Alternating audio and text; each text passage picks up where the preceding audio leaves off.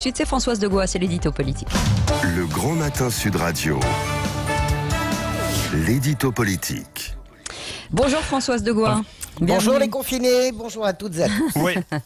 Alors Françoise, on parle beaucoup de l'après et puis d'une forme d'union nationale possible. Qui pour l'incarner? Eh bien, il n'y a pas que Emmanuel Macron. Coucou leur voilou aussi, on parle d'un certain Nicolas, c'est ça? Ouais, Nicolas, ça commence par S, Nicolas Sarkozy, toujours lui. Alors vous savez qu'il est très apprécié par Macron, on a longtemps fait la chronique depuis 2 ans de cette amitié entre les deux hommes.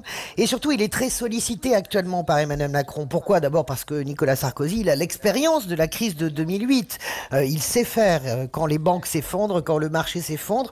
Nicolas Sarkozy a déjà vécu. Et puis parce que c'est la figure tutélaire de la droite, et parler avec Nicolas Sarkozy et le faire savoir, c'est aussi la garantie de calmer les critiques à droite. Et puis on a vu que Nicolas Sarkozy aurait glissé une petite phrase avant le discours d'Emmanuel Macron de lundi soir. Prends ton risque, Emmanuel. Autrement dit, détache-toi du conseil scientifique et refais enfin de la politique, ce qui a amené probablement à la décision du 11 mai à la rouverture des écoles.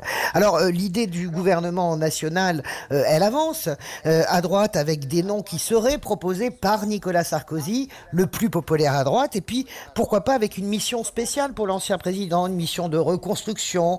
Qui mieux que lui maîtrise les rouages de la crise systémique de 2008. Avec un risque quand même pour Emmanuel Macron. Oui, le risque, c'est de faire rentrer le loup sarkozyste dans la bergerie macronienne. Hein. La maturité d'un chef de l'État qui a de l'expérience, du savoir-faire face à ce président jeune qui, au fond, rassure assez peu dans la période, les sondages le montrent. C'est pas la détestation, mais Macron n'est pas rassurant. Nicolas Sarkozy, lui, évidemment, est rassurant. Et puis, avec le Covid, vous savez, Patrick, c'est la fin momentanée de la droite libérale, de la droite décomplexée, celle qui dit il faut dégraisser le mammouth, il faut dégraisser l'État. Là, c'est le retour en force d'une droite plus populaire, d'une droite beaucoup plus sociale, une droite plus colbertiste, c'est-à-dire une droite qui s'appuie sur la puissance de l'État, la dépense de l'État. Et c'est en fait la droite de Nicolas Sarkozy. Alors plus largement, hein, ce gouvernement d'union nationale, il semble assez peu réaliste ce matin. Hein. Pourquoi? Parce que les partis n'en veulent pas.